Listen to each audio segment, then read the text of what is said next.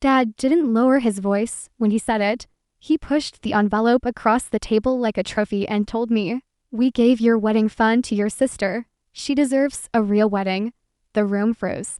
My mother nodded. My sister smiled. I didn't cry. I just looked at my fiancé. And when he rose from his chair, pulled out his phone, and said, "Should I tell them what I do for a living?" That smile disappeared so fast it felt like someone cut the power. But the truth didn't begin at that table. I grew up in a house where love always had a spotlight. And somehow it never landed on me for long. My parents believed in achievement, the way some families believe in religion. Measured, displayed, worshipped. The dining room walls were proof. Every frame held a milestone from my sister's life. Her debate, trophies. Her college acceptance, her first promotion. My memories lived in the shadows between those frames, quiet and uncelebrated. I learned early how to move through the house without expecting much. I kept my head down, built a small career of my own as a freelance designer, and pretended I didn't. Notice how often conversations drifted back to the daughter who made them proud. It wasn't jealousy. It was the ache of being half visible in the place that raised me. The only one who saw me fully was the woman who lived just across the hall from my childhood room, my grandmother. She'd press warm cookies into my hands and say the sweetness was for balance because the world wasn't always fair. She gave softness to a life that often felt like sandpaper. My fiancé met her before he met anyone else in my family. He showed up in a simple sweater and worn-in jeans, a kindness in his eyes my grandmother recognized instantly. They talked for an hour that first day. When he left, she squeezed my arm and whispered, "He's steadier than he looks." She was right. He never tried to impress. He just showed up with a quiet strength I didn't know I needed. My parents didn't see any of that to them. His simplicity meant insufficiency. They asked vague questions about his job, but only in the way someone checks a box they've already decided is empty. When he didn't elaborate, they wrote their own story that he lacked ambition, that he wasn't on her level. They never asked what level I wanted to be on. As the wedding season crept closer, the tension thickened. My sister could barely contain her excitement as she listed venues, menus, deposits already paid. My parents nodded with the warm approval I'd chased for years. I watched from the edge of the conversation, pretending the knot in my stomach was just stress. My grandmother noticed. She always did. One afternoon, while trimming the roses in her small backyard, she said, "Sometimes the loudest rooms have the least truth in them." I didn't understand then, but I would. Everything, the favoritism, the imbalance, the cracks in our family, was leading to that Sunday dinner. The night my fiancé stood up and the truth finally stepped into the light. The weeks after that dinner tightened around me like a slow, deliberate squeeze. Every conversation in my family circled back to my sister's wedding, her venue tours, her dress fittings, the deposits she confidently placed. My mother repeated the phrase "a real wedding" so often it began to sound like a judgment carved into stone. I tried to let it wash over me, but each mention felt like another small hand pushing me out of my own life. My father didn't help. He'd glance at my fiancé with the polite smile people use when they're sure they're being generous. "Stability matters," he said once, stirring his coffee like the rhythm steadied him. "You two should think carefully before making commitments you can't sustain." It was framed as advice, but the message was clear. He didn't believe we could stand on our own. He didn't believe I could build anything lasting with a man who didn't parade his accomplishments. My sister absorbed all of this with a bright, oblivious joy. She'd sit on the couch describing floral arrangements, her excitement spilling over while my parents leaned in, hanging on every word. I stayed quiet, hands folded in my lap, wondering how a family can make room for one daughter so effortlessly and leave the other pressed against the walls. The turning point came at the airport. My grandmother had been invited, or at least we believed she had to join them on a short celebratory trip. She dressed carefully that morning, smoothing her blouse with a hopefulness that made my throat tighten. but at the check-in counter. The agent frowned, typed a few times, and said, "There's no reservation under her name." My parents exchanged quick glances, the kind that last only a second, but say everything. My sister stared at her phone. My grandmother's hand trembled slightly as she adjusted her bag strap. Maybe there's a mistake," she whispered. But there wasn't. There was never a seat for her. She wasn't part of their plan. Humiliation settles differently when it lands on someone you love. It's heavier, more personal. I felt it hit me like a physical weight. My parents offered excuses. Mix-ups, misunderstandings, oversights, but none of them reached her eyes. She simply nodded, thanked the agent, and stepped aside with a dignity sharper than any apology they could offer. I stood next to her, silent. I didn't cry then, either. I just looked at my fiancé. The airport noise faded. A hum behind us. Something in his expression changed. Quiet anger, steady purpose. And that was the moment I knew this wasn't a mistake. This was a plan. My grandmother didn't say a word on the drive home. She sat straight, hands folded in her lap, staring out the window as the city blurred by.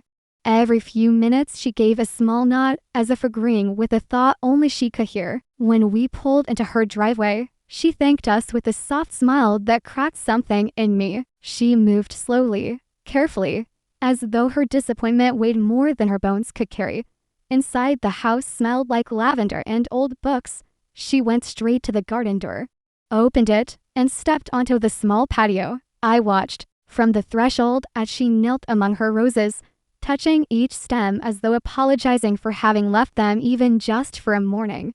The quiet around her felt fragile, like a room where someone had just received bad news, but hadn't said it out loud. When she finally spoke, her voice was steady. "They didn't forget me, Anna. They decided I wasn't necessary." She pulled a wilted leaf from a stem, her hands gentle. "People reveal themselves in small choices." That was a choice. I sat beside her, knees in the dirt. I didn't try to defend anyone. There was nothing left to defend. Later that evening, while she brewed tea, I opened laptop. A familiar thought dragged me forward. Someone needed to protect her, even if that someone had never been me before. I searched everything I could find about financial mistreatment of elders. The more I read the definitions, the red flags, the examples, the more a painful clarity settled. It wasn't just the forgotten ticket. It was the way my parents talked about her savings, the way my sister joked about reallocating resources, the way decisions were made around her instead of with her.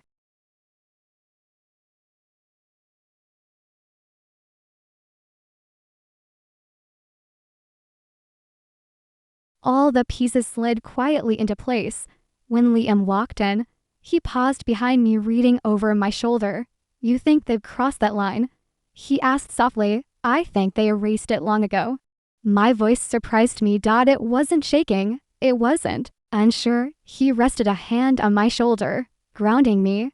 "Then we don't wait for them to do it again." The next day, we met with someone who specialized in protecting older adults. She listened carefully, asked precise questions, and didn't flinch when I described the airport. When she outlined our options, the room seemed to shift. The power I'd felt slipping away for years snapped back into place. Quiet, but solid. By the time we left our office, the plan was set, and when my family returned from their perfect trip, they wouldn't walk into a warm welcome. They would walk into consequences. They landed on a Thursday afternoon, rolling their luggage through the arrivals hall with that breezy confidence of people who believe the world will always bend toward them. My parents looked relaxed, sun-warmed, chatting about restaurants they liked. My sister walked slightly ahead, scrolling through photos on her phone, probably already planning which ones to post. They didn't expect anyone to be waiting. But Liam and I stood at the end of the railing, and beside us was the attorney, calm, collected, holding a folder thick enough to make my father's smile flicker before he even reached us. My mother slowed first. "Anna, what are you doing here?" My grandmother stepped forward from behind us. She'd insisted on coming not out of anger, but because she wanted to be present, wanted her voice to matter for once. She wore a navy cardigan and held her purse carefully in front of her as though bracing for impact. My sister's eyes darted from me to the attorney. What's this? The attorney spoke in a professional, even tone. I'm here on behalf of your mother. We need to discuss the unauthorized use of her assets and the incident at the airport. My father's face strained. What incident at the airport? My grandmother answered quietly. The one where you left me without a ticket. Silence dropped like in anger. Travelers pushed past us, wheels rolling. Conversations rising and fading. But inside our small circle, the air felt thick. UNMOVING. My sister scoffed. It was a mistake. Mom, we explained that. No, my grandmother said, her voice clearer than I'd heard in years. You explained nothing. You avoided. You minimized. You told me I must be confused. As though confusion were my default state. She looked, too, at her eldest granddaughter. I wasn't confused. My father's jaw clenched. We don't need a lawyer for this. The attorney handed him the envelope. You do now. He opened it, skimming the contents. Documentation of withdrawals, statements, highlighting inconsistencies, a report of the airport incident, and a formal notice to appear for a mediation hearing. With each page, the lines on his forehead deepened. My sister's purse slipped from her shoulder. It hit the floor with a soft thud, ignored by everyone. What is this supposed to mean? She demanded. It means, I said, stepping forward, that she won't be dismissed again. Not by any of you, not ever. My father looked at me, eyes sharp. So this is your doing, though, I said. This is the result of your doing. He bristled. We've supported this family for decades. Don't you dare. Supported Emily. I corrected, enabled her, celebrated her, protected her. And when it came to Grandma, you decided she was optional, disposable. That's not fair, my mother whispered.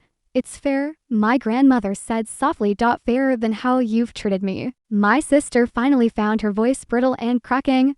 Why are we acting like criminals? We helped you with your bills. We've handled your accounts for years. We were doing you a favor. My grandmother's eyes shone not with tears, but with something like resolve. You handled my accounts because I trusted you. You used the trust to advance your own plans. My father snapped. We never took anything she didn't approve. The attorney interjected, steady and unmoved. Intent will be reviewed during mediation. The pattern is what matters. Control over finances, decision-making without consent, exclusion from travel. These are all indicators of financial exploitation. My sister's composure fractured. This is ridiculous. Tell them, Dad. But Dad just stared at the papers, his bravado collapsing, not from guilt yet, but from fear of consequences he never imagined could reach him. My mother looked at Liam, searching for a soft place to land. You're letting her tear the family apart. Liam didn't flinch. I'm supporting her while she protects someone who deserved protection long before now. My sister barked a laugh. Is that what this is? You pretending to be the hero? You've barely told us what you do for work. Liam exhaled, slow and controlled. You're right, he said. I haven't. My sister rolled her eyes. Of course I'm right. You've been hiding it. No, he corrected. I've been selective with who I trust. He reached into his jacket and took out his phone. He didn't raise his voice. He didn't try to impress anyone. He simply opened a page and held it out for them to see. This is what I do for a living. My sister leaned in and her face fell. The confidence slid off her features like paint rinsed away by water. You, she stammered. You run this? He nodded once. My father blinked rapidly. But you said you were in tech. I am, Liam said. Just not in the way you assumed. My mother put a hand to her chest. But why didn't you say something sooner? Because success doesn't excuse disrespect, he said, and respect doesn't require success. My grandmother smiled faintly at that. My father tried to recover, tried to pull dignity back around himself like a torn coat. Still, involving lawyers, this is extreme. What you did was extreme, I said. Leaving her at the airport was extreme. Using her savings without her full understanding was extreme. My sister folded her arms, Fine, you want to humiliate us. Congratulations. This isn't humiliation, I said quietly. This is accountability. The attorney stepped closer. You'll need to confirm a date for mediation. It's mandatory. My mother's voice wavered. What happens if we don't? Then the court proceeds without your input, the attorney replied. A pause, a shift. My sister whispered, Dad, do something. But he couldn't. For the first time in my life, my father had no leverage, no angles, no prepared speech. He looked at my grandmother, not with affection, but with the dawning realization that the power he'd held over her was gone. My grandmother lifted her purse, settling it on her shoulder. I'm going home now, she said. Anna will take me. She turned, and for a moment I saw her not as fragile, but as formidable as someone who had finally remembered her own worth. When we walked away, my sister's voice rose behind us, cracking under the weight of consequences she'd never expected to face. This is going to ruin everything. Liam glanced back just once. No, he said. This is going to reveal everything. And it did. The mediation happened 6 weeks later in a quiet office downtown. No judge's robe, no dramatic gavel, just a long table, a neutral mediator, and the weight of choices finally held up to the light. My grandmother sat beside me, her hands folded neatly, her voice steady as she confirmed each detail. The withdrawals she didn't fully understand, the trip she was promised, the airport humiliation she could still feel in her bones. My father tried to justify, my mother tried to soften, my sister tried to deny. But the facts didn't bend, and the mediator didn't flinch. By the end of the session, my grandmother's funds were restored, every dollar accounted for, returned in structured payments overseen by the court. She also updated her will quietly and without ceremony, removing those who had treated her as an obligation instead of family. She didn't do it out of vengeance. She did it to protect her peace. Afterward, she moved into a small house near a garden center. She planted flowers again, roses, hydrangeas, herbs she used to keep by the window. She looked lighter standing in the sunlight, as if her shoulders had finally unclenched after years of shrinking herself to keep the family calm. As for me, something shifted. I enrolled in a community advocacy program, learning how to support older adults who didn't always know how to speak up for themselves. It felt like purpose, like the beginning of something I should have done long ago, and even now. When I pass my grandmother's garden and see her pruning a rose bush, I'm reminded of the same question I'll ask you. Have you ever had to protect someone from their own family? In the end, I learned that real love doesn't demand silence, and family ain't defined by who shares your last name, but by who shows up when it matters. My grandmother regained her voice. I found mine standing beside her, and the truth we brought into the open didn't destroy our lives. It rebuilt them on something honest. If this story stayed with you, tell me where you're listening from and share your own experience. Have you ever had to draw a line with family? Your voice might help someone else. And don't forget to subscribe for more stories like this.